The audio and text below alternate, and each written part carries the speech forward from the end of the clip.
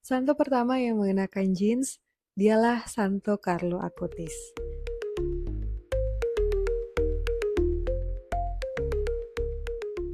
Seorang remaja generasi milenial yang diangkat menjadi orang suci oleh Gereja Katolik.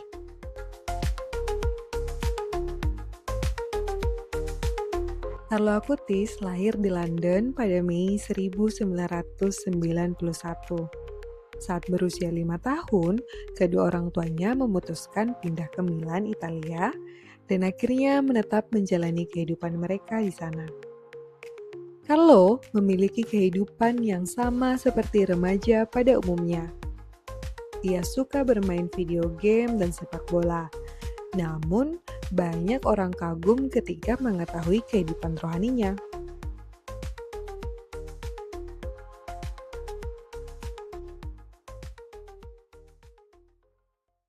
Sejak kecil, Carlo sudah menunjukkan hatinya yang dekat dengan Tuhan. Ketika dititipkan di tempat penitipan anak, ia pernah diganggu oleh anak-anak lain. Salah satu pengasuh mencoba mengajarinya untuk melawan dan menetapkan batasan agar tidak terus diganggu.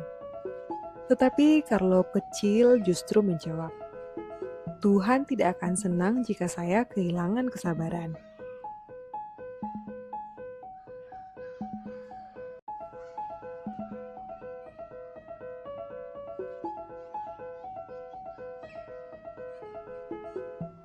Sejak usia dini, Carlo benar-benar menunjukkan cintanya kepada Tuhan, terutama kepada Ekaristi. Menurut beberapa sumber, ia memiliki penghormatan yang sangat besar terhadap Ekaristi.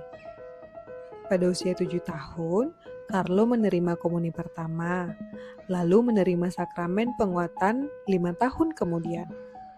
Saat berusia 12 tahun, ia bahkan sudah menjadi seorang katekis di parokinya.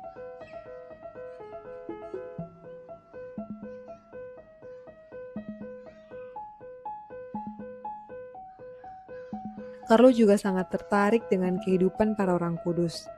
Ia sering meminta ibunya untuk mengajaknya berziarah ke tempat-tempat para santo dan lokasi terjadinya mukjizat Ekaristi. Sekali lagi, Ekaristi benar-benar menjadi pusat hidupnya.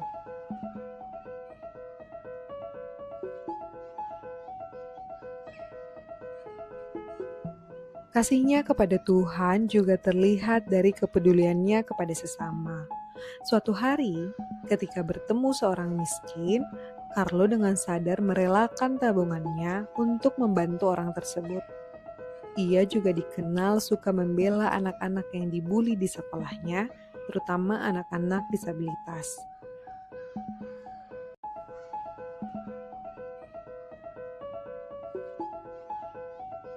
Ada satu hal luar biasa dari Santo Carlo Acutis. Sejak remaja, ia memiliki minat besar terhadap komputer. Pada masa itu, komputer masih tergolong baru. Namun, karena rasa penasarannya yang besar, Carlo mempelajarinya secara otodidak. Ia bahkan sudah belajar pemrograman sejak muda. Saat berusia 14 tahun, pastor parokinya meminta Carlo membuat halaman web untuk paroki. Di sekolahnya, seorang pastor juga memintanya membuat situs web untuk mempromosikan kegiatan sukarela.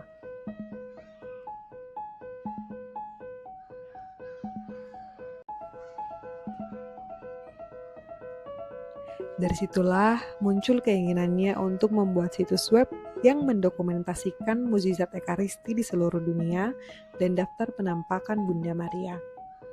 Ia mengerjakannya hampir 2,5 tahun.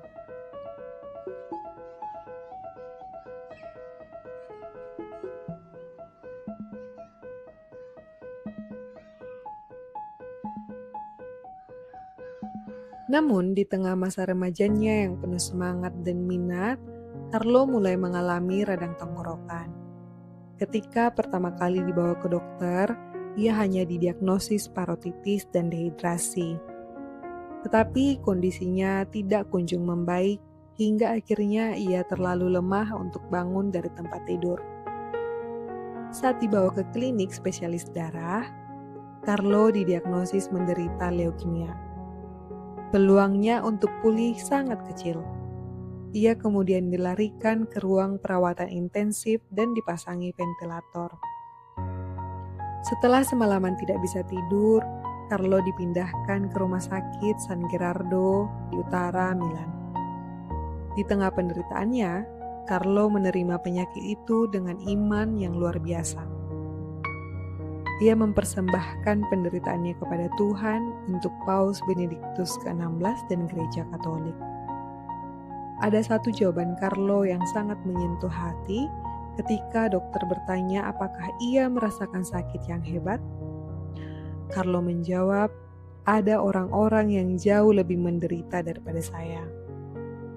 Tak lama kemudian, Carlo mengalami koma dan menjalani perawatan pembersihan darah di unit perawatan intensif. Setelah mengalami pendarahan otak, ia dinyatakan mati otak pada tanggal 11 Oktober dalam usia 15 tahun. Akhirnya pada tanggal 12 Oktober 2006, Carlo Acutis dinyatakan meninggal.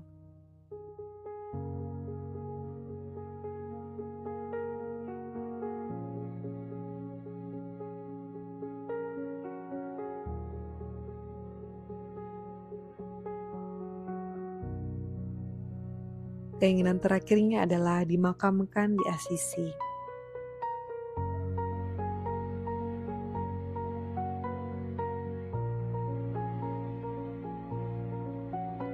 Beberapa hari sebelum meninggal, situs web yang ia buat tentang mukjizat Ekaristi dan penampakan Bunda Maria akhirnya diresmikan.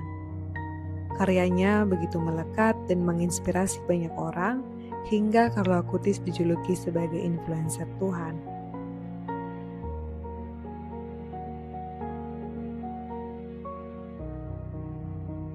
Salah satu ungkapan Santo Carlo Acutis yang paling terkenal adalah, "Semua orang lahir sebagai pribadi yang asli, tetapi banyak yang meninggal sebagai fotokopi."